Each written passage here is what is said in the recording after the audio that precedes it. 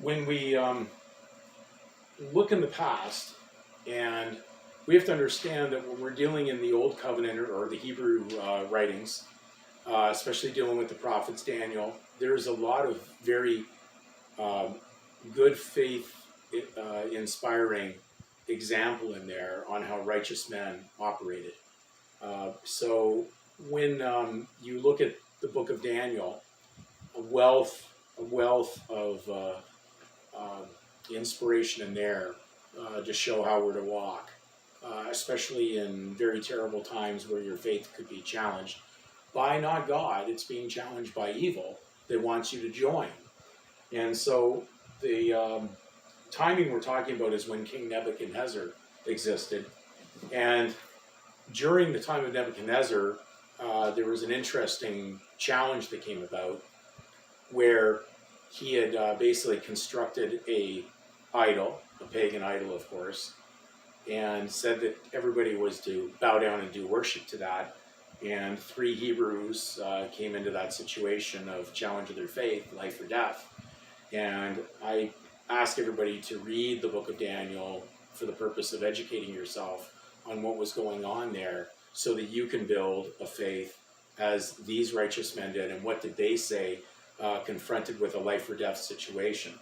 So I came across, when I was researching things on names and kind of down the direction of, are we really in anything different than there was at the time of early men of faith? Could there possibly have been a name that was added on to your real name back then? Well, when we look at the time of Nebuchadnezzar and the time of Daniel and the 3 Hebrews that were with him at the time, we notice that there's an interesting scenario that comes up, that they actually had names that were not Hebrew names that were placed on them by, we'll just call it the legal state at that time, or the worldly secular, or the kingdoms that were opposed to the position of God. And therefore, how did God's people before Christ arrived deal with that scenario or deal with that situation? So all we can look at is the facts. And so when we look at that, we're going to go into, why did Nebuchadnezzar change Daniel's name to Belteshazzar? And this came up when I was doing some research. And I was going to do a video on this probably at least 6 months ago, but unfortunately it kind of got in the pile of all the great things we could talk about. And this now comes very much in pertinence and importance to talk about. So why did Nebuchadnezzar change Daniel's name to Belteshazzar? Well, on a site, they clearly gave a good answer through research, doing their research of the Bible. And it stated, Nebuchadnezzar was king of Babylonia from 605 BC to around 563 BC, and he was responsible for changing Daniel's name to Belteshazzar. King Nebuchadnezzar had conquered Judah, destroying Jerusalem in 586 BC, an event that had been prophesied by the prophet Jeremiah in Jeremiah 25, verse 9. Some of the inhabitants of Judah were taken back to Babylon as captives, including a number of the children of the royal and noble families, to be integrated into Babylonian society. Among those taken were 4 boys around age of 14 at the time, named Daniel, Hananiah, Mishael, and Azariah. All 4 of these Hebrew names had meanings connected to faith in God. But upon arrival in Babylon, their names were changed. I hope you're seeing the significance on the statement of birth record, that a very important change really happens on it, because that's really a name change, because we're dealing with legal, that's a permanent legal name being placed on there in the registration, which has nothing to do with your spiritual God-given name. Okay, and then we have to look at what was going on at the time of these Babylonian leaders placing a system that was changing their names into something that had meaning in the Babylonian pagan worship, and how their Hebrew names got placed in secondary position. So it says, all 4 of these Hebrew names had meanings connected to faith in God, but upon arrival in Babylon, their names were changed. The chief official of Babylon gave them new names. To Daniel, the name Belteshazzar.